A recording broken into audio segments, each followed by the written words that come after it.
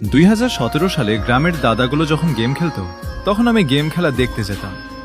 দেখতে দেখতে এতটা ভালো লেগে গেল, তখন আমি দিন রাত যেখানে গেম খেলতো সেখানেই যেতাম, শুধু গেম আর গেম।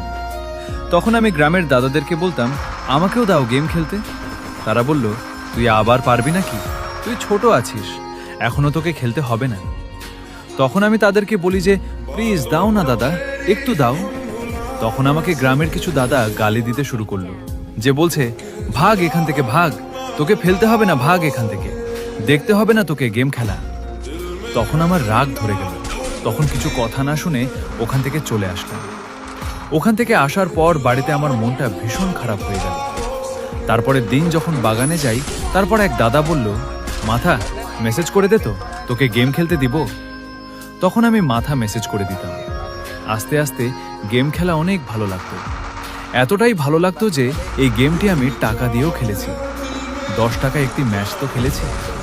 আপনারা কে কে আছেন যে আমার মতো 10 টাকা একটি ম্যাচ খেলেছো, কমেন্ট করে জানাবেন।